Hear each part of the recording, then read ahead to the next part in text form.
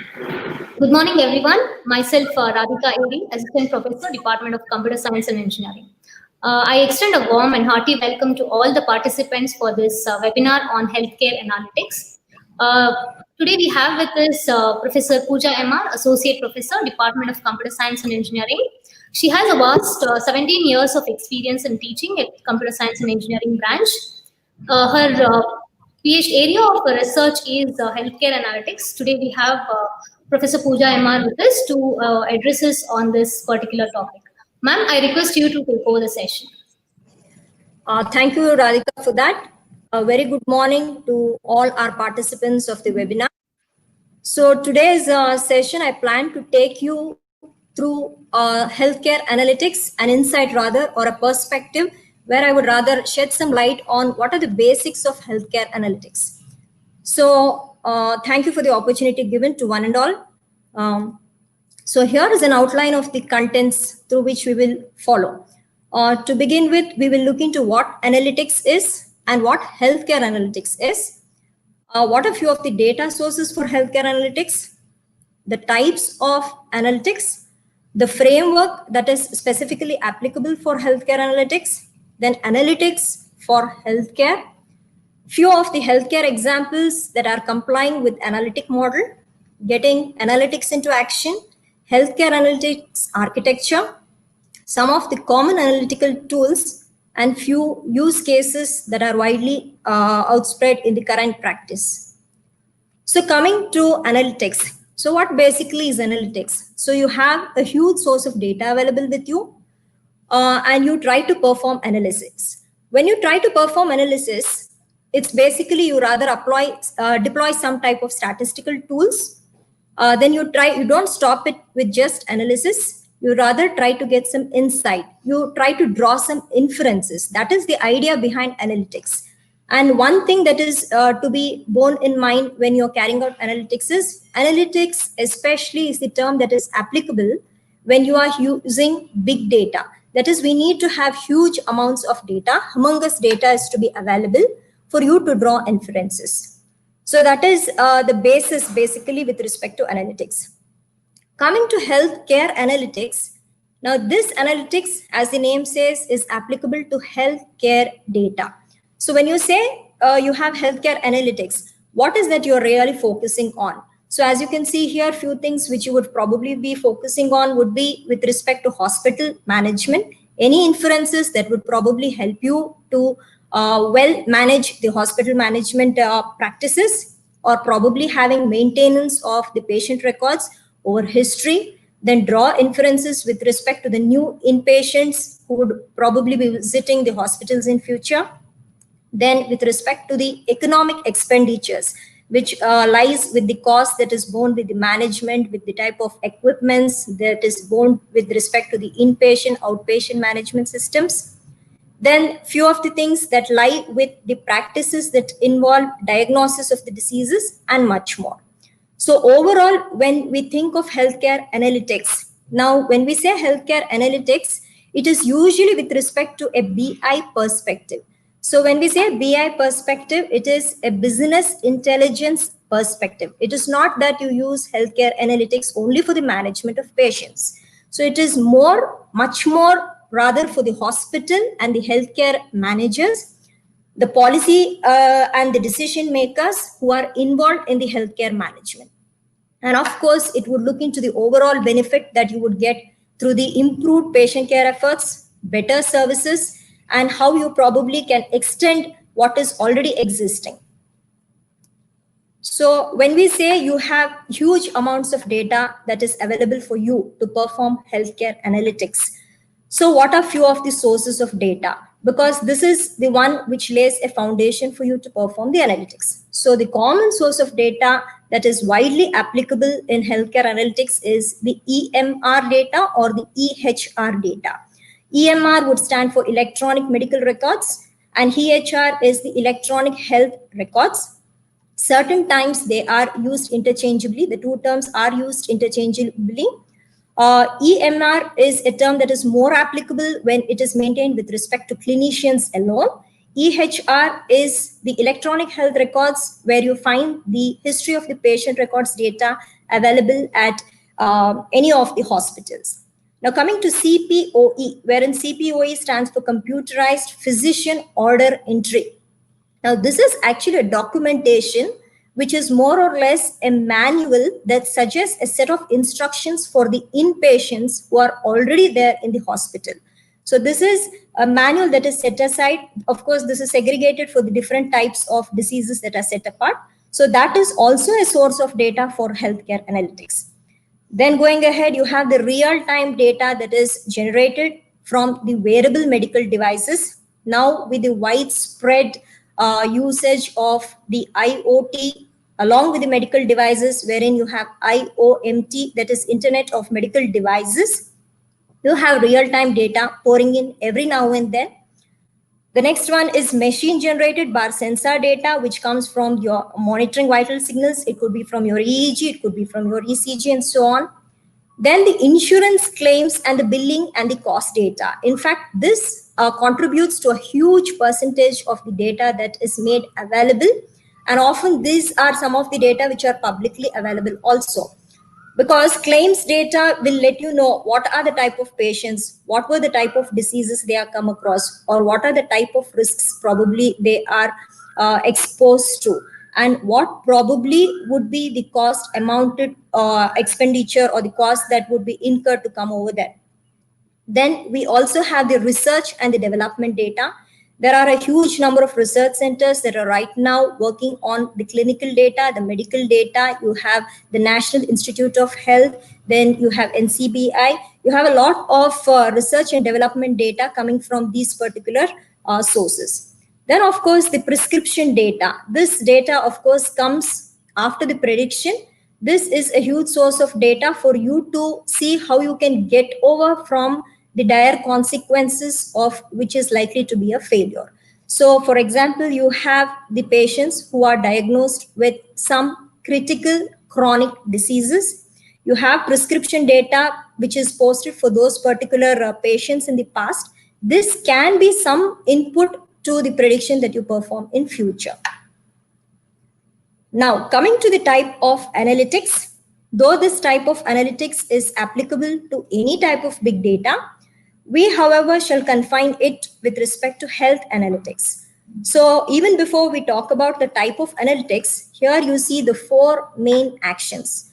The first action being observe. So you just look into what's happening.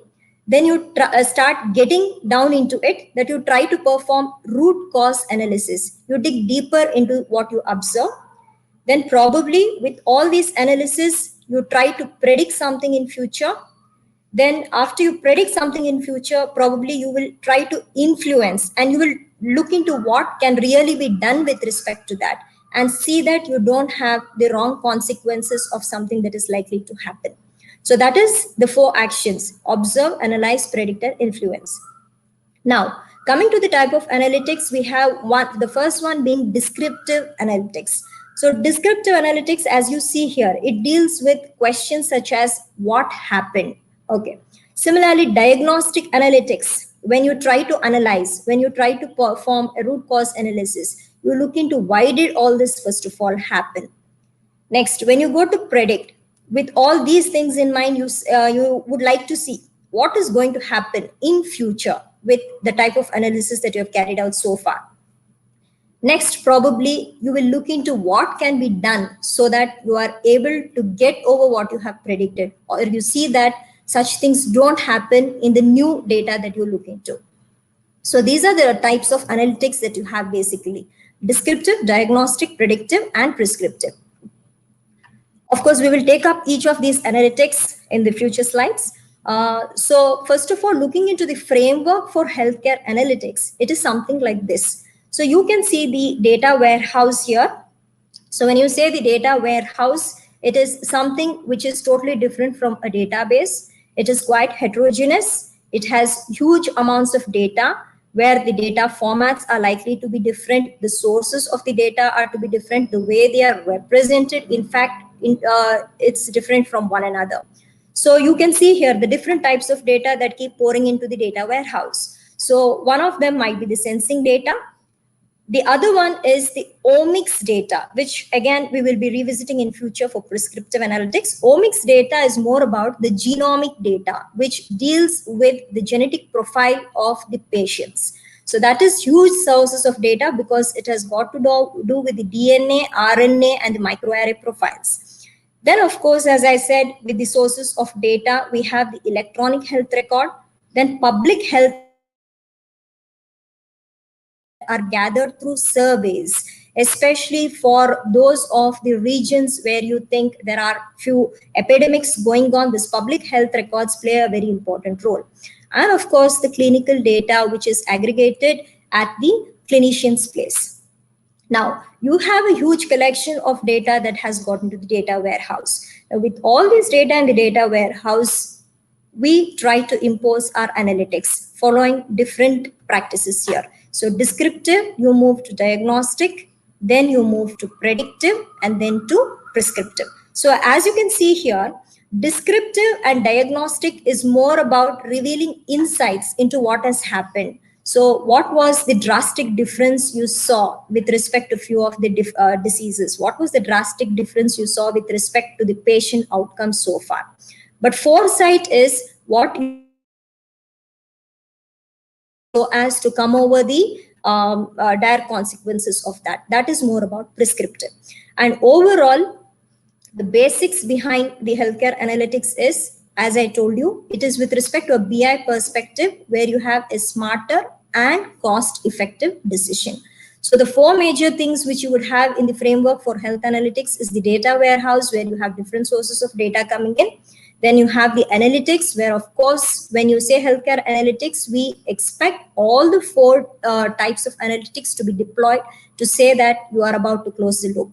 And then of course, we project the improved outcomes. Now here again, with respect to the healthcare analytics, there are few questions which we can look into with respect to each of the analytics. So here you see hindsight, then you have the insight, which is revealed from the diagnostic analytics. After the predictive analytics, you have the foresight. That is very important for us.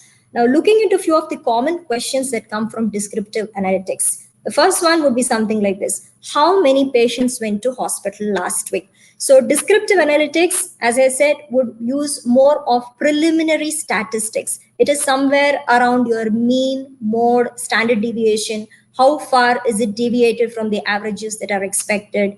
How far is the frequency increasing? You could probably look into the statistics such as the mode and so on. So descriptive analytics is something of this kind. How many patients? It looks rather simple.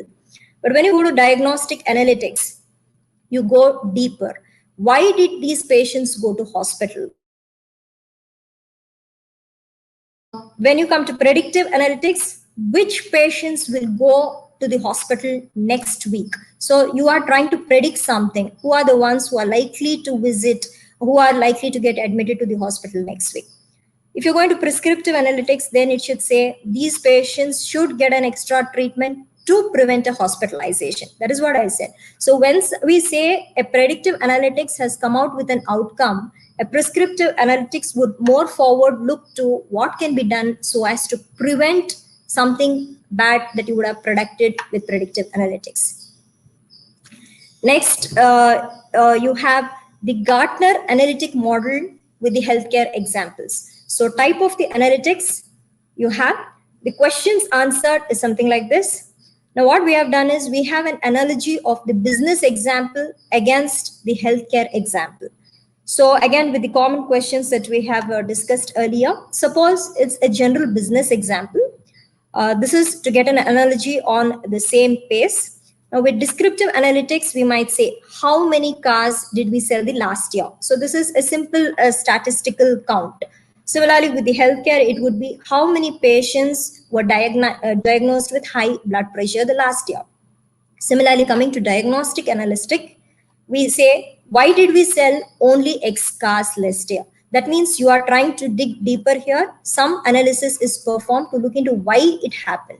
So suppose it were to be with healthcare, you would look into why did these patients develop the high blood pressure? So that means you will have to get into more with respect to the disease attributes, their features, the comorbidities the particular person has, or might be the socio-economic factors if it is with respect to the other disease, of course, with not respect to the high blood pressure.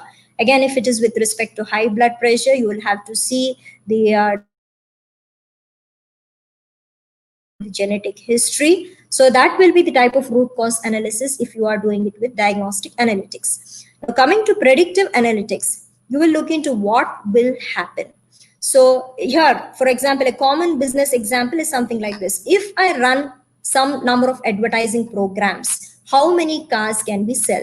So that is, you are likely to predict now. Suppose there are some number of advertising programs, how far this would improve my the number of cars that would be sold. Here, for example, coming to healthcare, it would be, what are the chances that Mr. Jones with high blood pressure will result in a stroke? So as you know, these are the consequences of the high blood pressure leading into a few aggressive stages. So here with the prediction, you would look into what is the leading into stroke. Similarly, coming to prescriptive analytics again, here you look into how can we make it happen. This is this question answered usually. So what is that you can do to see that somehow you sell the number of cars? That would be from a general business perspective. If you're coming to the healthcare example again, you will see. Now you have seen that you have predicted that high blood pressure is likely to result in a stroke in a worst case. So what is that you can do? What is that you can impose from your side so that the high blood pressure doesn't result in a stroke is something which comes under prescriptive analytics. So I hope the things with respect to the different analytics are quite clear. Now, a more deeper look into what basically the different types of analytics are. Descriptive analytics is rather the easiest and the simplest way, as we said, and it doesn't involve much more. It is rather a simple inferential analysis. You try to explore, you try to correlate between data variables. Now, with respect to the diseases of the particular patients, you might see there are few disease attributes wherein you see if there is one feature that is existing or there is one disease attribute existing, there are high chances of the other disease attribute also existing, in which case we conclude that there is a positive correlation between these particular disease attributes in this person. So that is how actually comorbidities are identified. Comorbidities are generally where if this person, for example, has a skin disease, he is also likely to be with one of the respiratory disease like asthma. So those are few of the comorbidities that are there.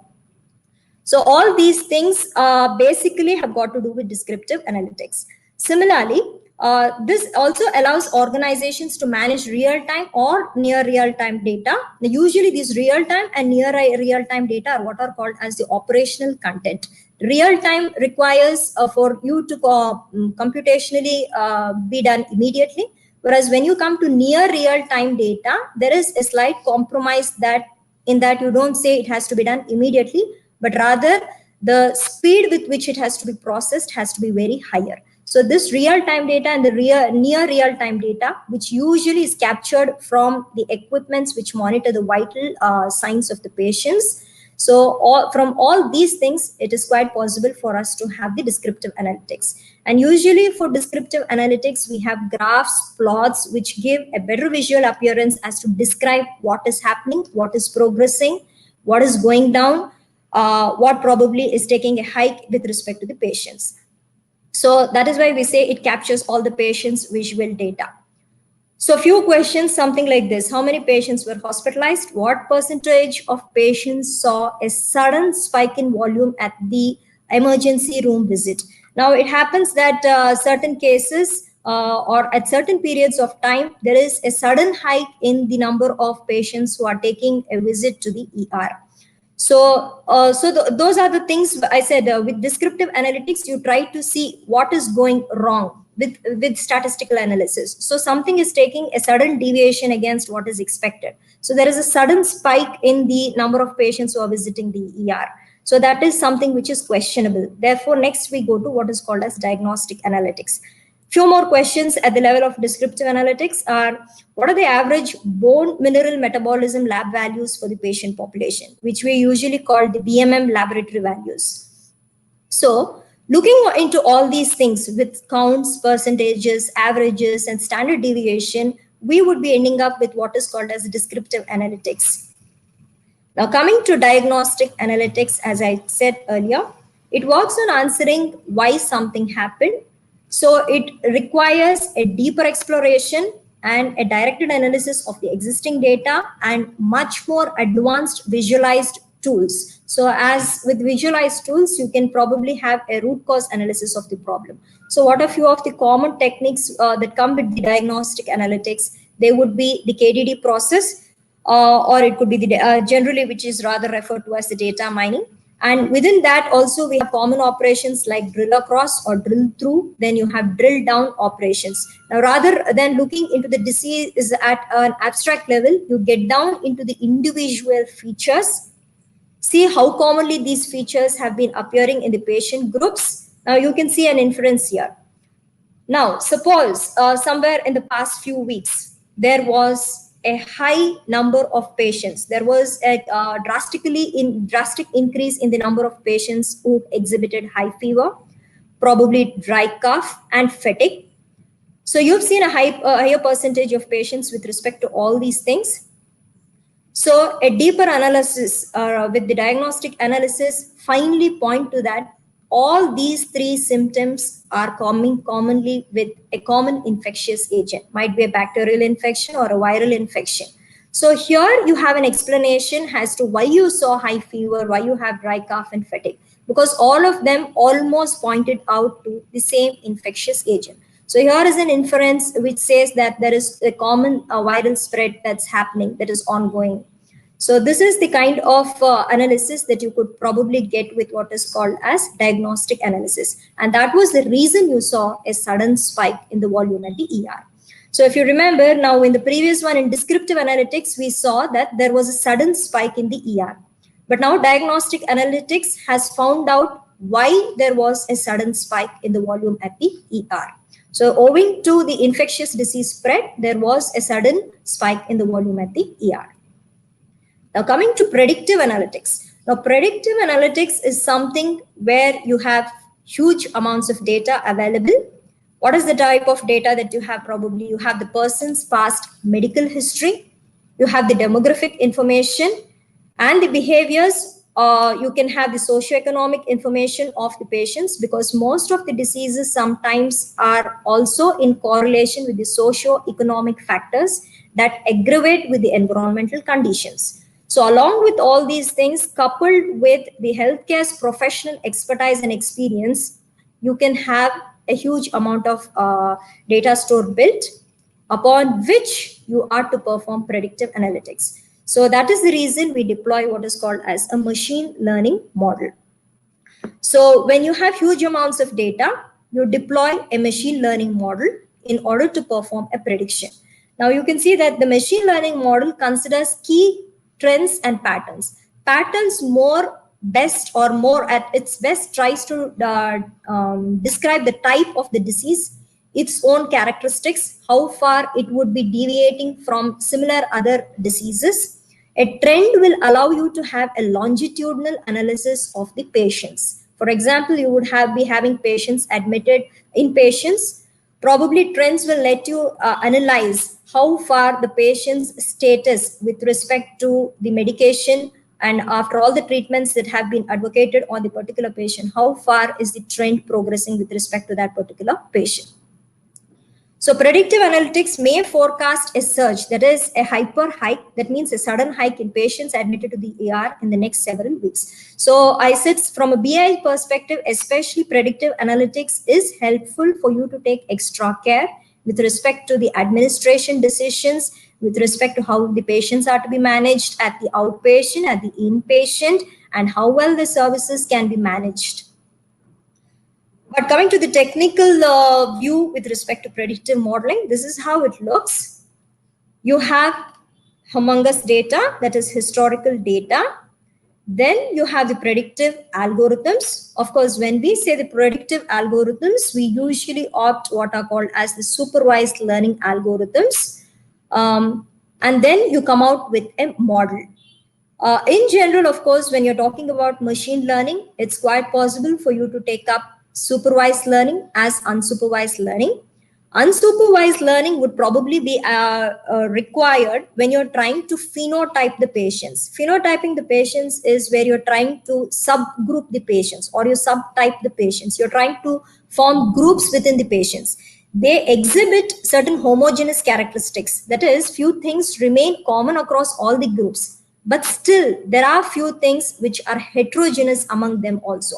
Because this is of utmost a consequence when you try to advocate the medications as well as the type of follow-up treatment, because not all of them would be at the same level of the disease. And even when you talk about the diseases, sometimes they are overlapping, but they are not one and the same.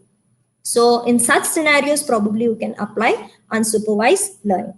But with these predictive algorithms which rely on supervised learning, you will probably try to predict the severity of the disease, such as mild, moderate, or might be severe. Alternatively, you might be trying to just predict the disease outcome also. With all these things, would the patient end up in the disease? Or with all these things, the patient might not end up with the disease. So that would be the answers usually addressed with predictive algorithms. So your first stage is something which looks like this. You feed the historical data, you have apply your predictive algorithms, and then you have a model coming out. Now, once your model is ready, in the previous slides, as I said, you need to see, apply on a new set of patients and see whether these patients are likely to be admitted to the hospital. After they have projected or after they have come up with these set of features, are they likely to be getting admitted to the hospitals? So that will be the kind of prediction. So that is why we say new data, you have your model built, and then you have the predictions, which provide you foresight. Now, especially when we say ML comes here, the machine learning comes into focus, especially when you are trying to perform predictive analytics. Coming to healthcare analytics, when it applies ML, there are always two choices for you. The first one being AML and the other one is IML. So AML is actually the automatic ML and the other one is interactive ML. So the common distinction you can see is with an interactive ML, we always allow subjective decisions to happen from the doctor or the clinician or the physician. So at every point of time, the ML requires some amount of input with the clinician's help for it to take up future steps. Whereas with automatic ML, where it becomes highly impossible for you to have a human in loop. So everything is automated.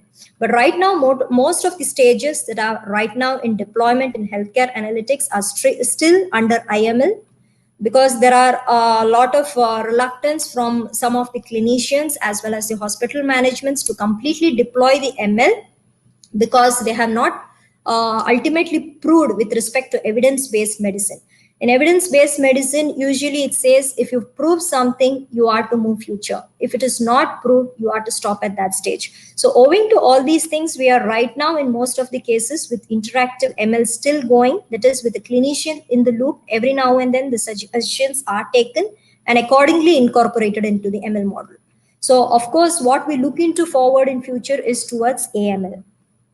Now coming to prescriptive analytics, as I said, so prescriptive analytics gives you the course of action and outlines what could be the potential implications for each. So prescriptive analytics differs from predictive analytics. How? It doesn't stop at prediction. It goes a step forward. It tries to make some predictions with respect to having successful, profitable, and responsible administration to the patient needs. So this is, you have improved healthcare, you have improved management facilities, you have improved administration facilities, so that you are able to have better patient satisfaction and retention, as you see here.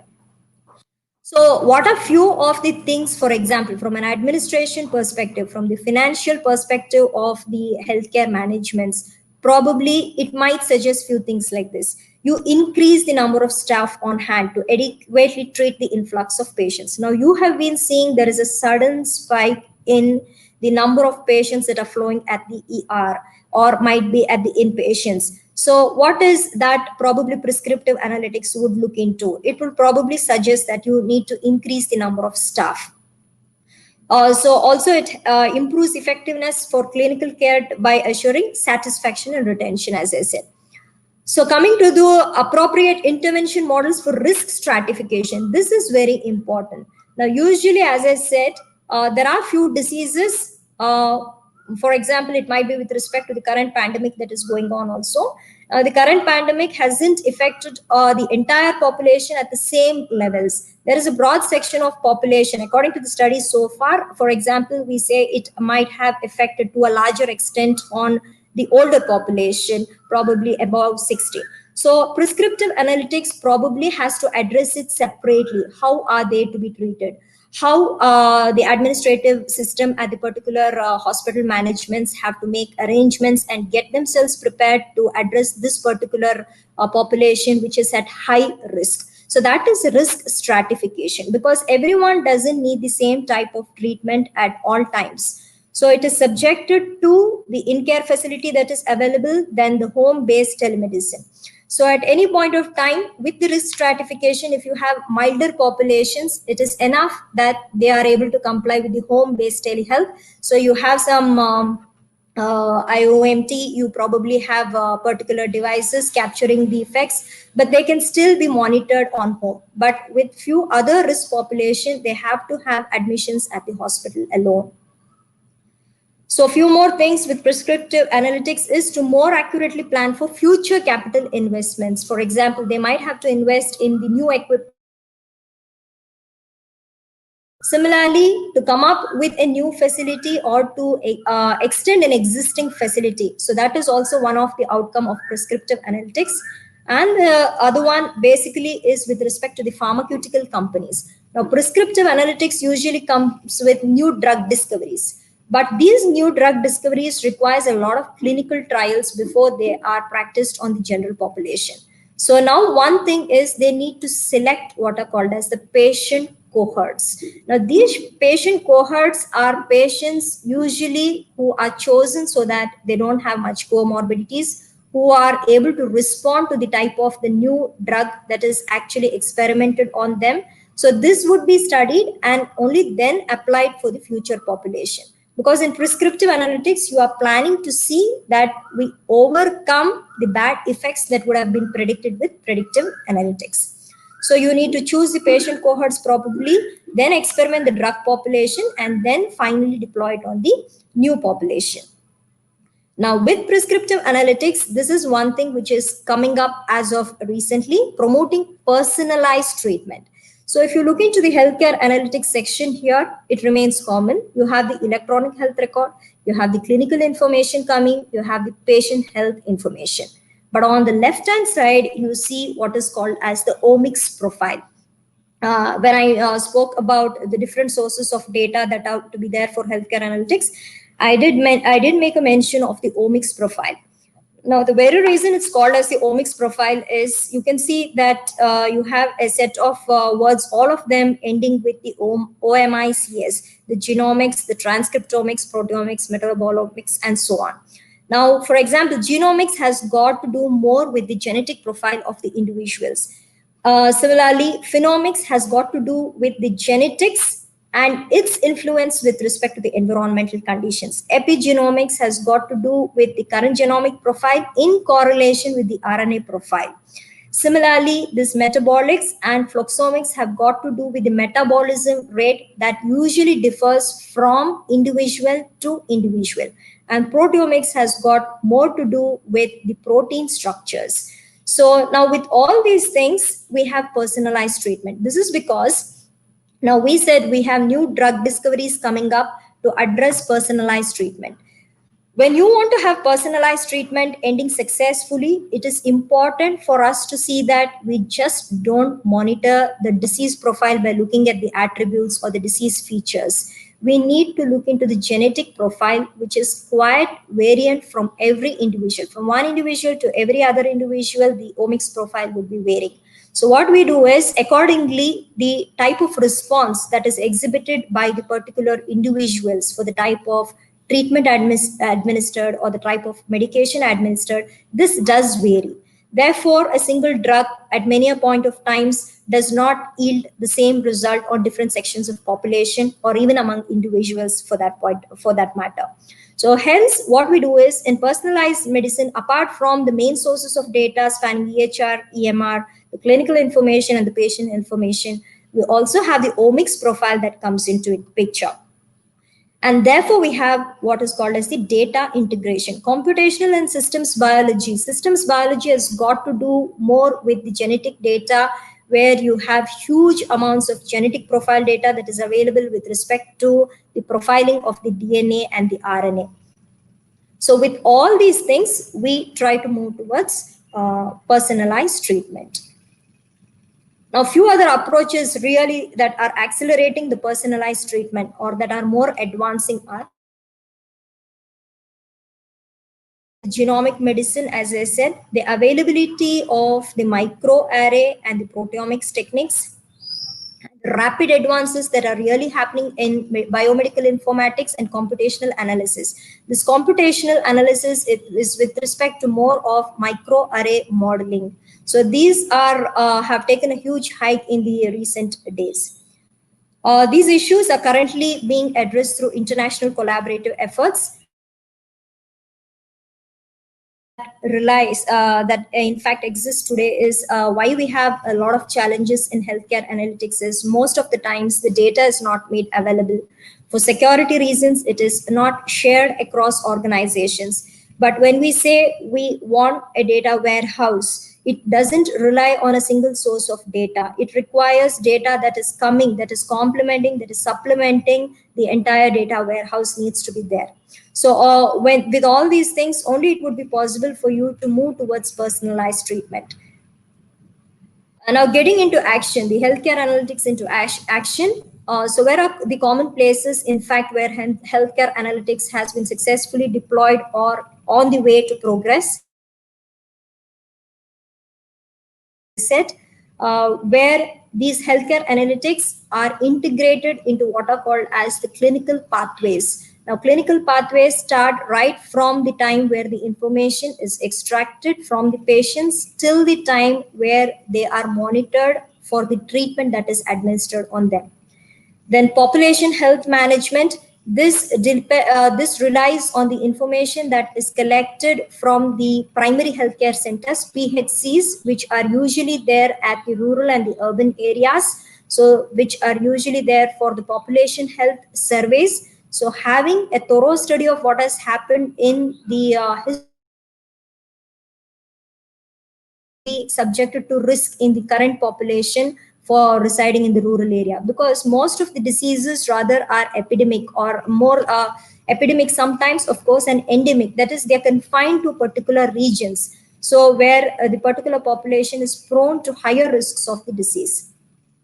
And of course, the entire process of healthcare analytics looks into process quality improvement at every stage. Then administration planning, as I said, it talks with respect to the expenditures, the cost and economic costs that would be there with respect to the deployment of the new equipments, or for example, the type of facilities such as the bedding facilities, or the extension of the existing facilities, or the setup of the new administrative healthcare facilities. Similarly, coming to risk assessment and fraud prevention. Now, fraud prevention is especially, this can be taken care with respect to the insurance and the claims data that is made available. Now, many a times what happens is, though a set of procedures are confined to one particular medical treatment, these are charged differently when the insurance claims are done. So such things can actually be made out through fraud prevention, because for a particular medical procedure, X1, X2, X3 would be the treatments. So putting all together, only the insurance claims has to be done. But there have been proved cases where fraudulent cases have been happened with respect to the claims that are there in the insurance. So if you have the history of everything maintained, it is quite possible for you to find out which are the fraudulent cases with respect to the decision claims. So this is the healthcare analytics architecture. So at the bottommost level, you have the data sources. So you have EMR, then you have the labs, the data coming from the claims data, that is the insurance and the claims. Then from the social media, you have coming from the devices. Then you also have from the genomics data, that is the multi-omics profile. Now you have several sources of data. All of them are heterogeneous. All of them have their own characteristics. They are to be integrated. So you have few technologies that work towards the integration. You have ETL, extraction, transformation, and loading, which sees to that you have a common format for the data that is coming from the data source. You have virtualization and the business process management, BPM there. Then data cleaning and profiling. Then going a step ahead, now that you have integrated, you have to serve data stores. Now data mart would probably have to one group of organization. A data warehouse probably would serve food to an integrated source where any organization for that matter might use the data that is there in the data warehouse. And then of course you have preliminarily the RDBMS, and at a higher level you have the cloud where you have huge amounts of data being stored. Then, of course, security becomes a major issue where you look into two important things, that everything is audited, especially with respect to the insurance and the claims data, and you have access because when data is being allowed for data is being allowed for any third-party vendors, for that matter, for pharmaceutical access, with respect to the study of the prehistory of the type of patients and the type of treatments and the type of medications they have been posed to. So you need to look into the access, the security issues with respect to the data, and then the auditing issues. Then coming to the analytic tools, as I told you, so you need to have reports which will give you a better as a perspective at the BI, business intelligence. You have good dashboards, then predictive analytics, then alerts looking into what happens at what times. And then you have the analytic use cases at the higher end. So you have, as I told you, clinical decision support systems, the population health management, the research, the risk assessment, and the fraud detection. These things would be here. So few of the common analytics tools are something like this: the statistical tools and the BI tools. Visualization, they give you better dynamic data visualizations. So they let you allow changes in the parameters, change you the time period over which you're visualizing the data, probably see or visualize the data that you've predicted for the future. Then data profiling, which is exclusively with respect to healthcare organization. It helps you to see how, with respect to a particular group of patients, quality is improving. Then you have data mining, and of course with text mining, as I told you, prescriptive data is an example for text mining. And then you have OLAP, the online analytical processing. These are few of the common analytical tools that come up in healthcare analytics. So few use cases for healthcare analytics are developing a patient risk score by matching abnormally high utilization against medical complexity and socioeconomic factors. Now, as I told before, you need to identify or stratify the risk among the patients. So that is, you group the patients depending on your risk scores. But while allotting the risk score, you cannot do it with just hundreds of, with the data of the hundreds of patients. And that data alone will not be confined to one section. It is not with respect to the disease alone or the projected attributes of a particular disease. It might be with respect to the surrounding socioeconomic factors. It might be with respect to the medical complications or medical history that a particular patient exhibits, or it might be with respect to the genomic profile that is available with a particular patient. So with all these things, a patient risk score can probably be awarded. Then providing early warning for severe sepsis. Now, sepsis has been seen to be one of the main causes for 40% of the mortality, wherein the body by itself responds in a different way to an infection that happens. And the consequences of this usually happens instantaneously. So in that case, you need to continuously monitor for the real-time vital signs, and you need to, and this will be an example for real-time vital sign. As I said, as we said, we have two types, especially with the ER data. One is real-time and the near real-time.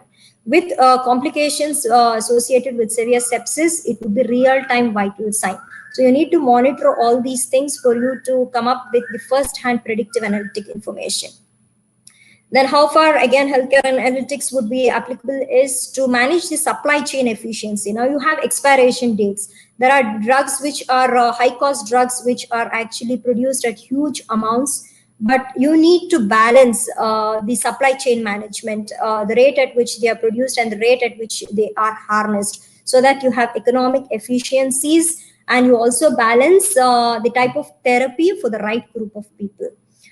Then ensuring proper staffing for business departments or offices by compare the patient flow to clinician productivity rates. So you see that few of the departments in the healthcare organizations are highly flooded at some point of times, in which case you exclusively need to see somehow that you manage the staffing ratio at the busy departments at the right point of time. So these are few of the implications for the healthcare analytics. So these are a few of the big companies that are right now working on the big data analysis in the healthcare sector. The IBM Watson Health, as most of us know. So it is actually working towards right to the stage of personalized medicine, where a huge group of people, including the hospital, the researchers, and the providers, healthcare providers, are involved. We also have health fidelity, especially for risk management. Then digital reasoning systems, they have been working on analytic solutions, especially talking about the unstructured data. And we have Rome Analytics that is working towards NLP deployment for the advocacy of the modern healthcare systems. So the conclusion basically is, in fact, healthcare analytics has a huge potential to be explored, but at the same time, there remains a lot of challenges which need to be addressed with respect to authentication issues, security issues, with the type of subjective reluctance that is there from the clinicians, with the patients also. But leaving all that alone, it does have quite huge potential to be fruitful in the days to come. Thank you.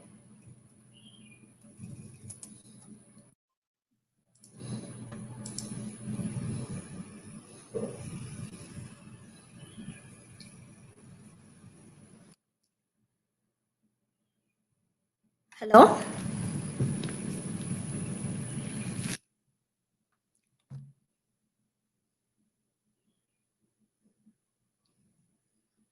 Okay. If there are any questions, I would be happy to answer.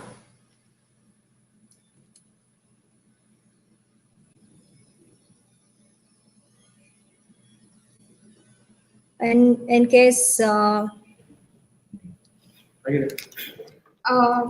Pooja, there are few questions from participant sides. Yes. How big data analytics can be used in healthcare? Yeah, that's what. When you talk about big data analytics, especially, it is utmost important that you don't constrain yourself to a single type of data. And now, in the recent days, especially, we don't conform to a set of attributes which simply talk about a single disease. You need to talk about different varieties of attributes that talk with respect to the disease. So that is what, when you say big data, it is not especially with respect to disease outcome alone. It might have to take about previous visits. It might to talk about the medical implications that he has had in the previous history. So all those things need to be taken into consideration, especially for predictive analytics. And one more question, ma'am. What are the challenges of big data analytics in healthcare? Well, as I told you, the major challenge lies in the amount of reluctance that is there in the healthcare industry. Most of the people, as I said, since they are moving towards evidence-based medicine, wherein we say you have proved something, you move, otherwise you need to stop then and there. So this has been a major challenge for the research to be moving ahead in healthcare analytics. So for you to be worthwhile, you need to include lots of sources of data for your healthcare analytics. So involving genomic data is one of the pavement for the healthcare analytics to prosper in future. Ma'am, there are no more questions from the participant side, so we can wind up the webinar. So I'll take this opportunity to express my gratitude for people who had been along with us for conducting this webinar. And first and foremost, I would like to express my sincere gratitude to the management of Vidyavardhaka College of Engineering and my sincere thanks to the principal of this institution and head of the Department of Computer Science and Engineering for giving us all the support and in conducting this webinar. And my heartfelt thanks to all the participants for being a part of this webinar and actively participating in and acquiring all the knowledge in this webinar. And my heartfelt thanks to Professor Pooja and Mark for accepting our invitation and being with us and giving such an informative webinar. I hope everybody has benefited from this webinar and got lots of information. Thank you very much, ma'am, for being with us today. Thank you, ma'am. I also thank all the technical staff for providing a full support in conducting this webinar. Thank you, everyone.